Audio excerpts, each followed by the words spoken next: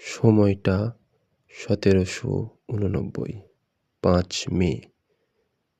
ফরাসি সম্রাট ষোড়শ লুই অভিজাতদের বিদ্রোহের চাপে পড়ে স্টেট জেনারেলের অধিবেশন ডাকতে বাধ্য হন।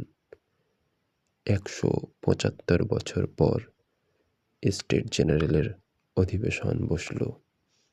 3টি সম্প্রদায়ের প্রতিনিধিরা স্টেট জেনারেলে জড়ো হলো, কিন্তু তৃতীয় সম্প্রদায়ের দাবি ছিল মাথাপিছু ভোট।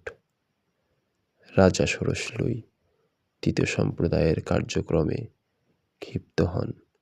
তিনি তাদের সভাকক্ষে তালা লাগিয়ে দেন। পরদিন তৃতীয় সম্প্রদায়ের প্রতিনিধিরা সভাকক্ষে প্রবেশ করতে গিয়ে দেখে তাদের সভাকক্ষ তালাবদ্ধ আছে।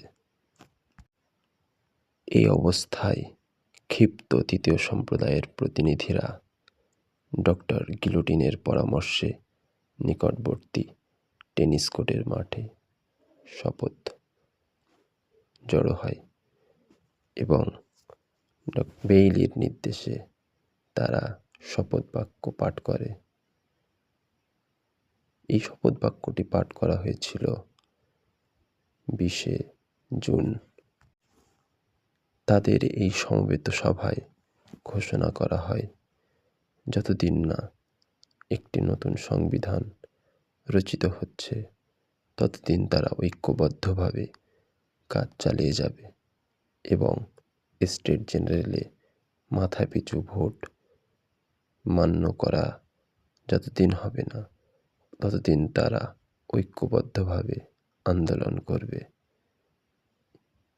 এটাই ছিল টেনিস কোর্টের শপথ।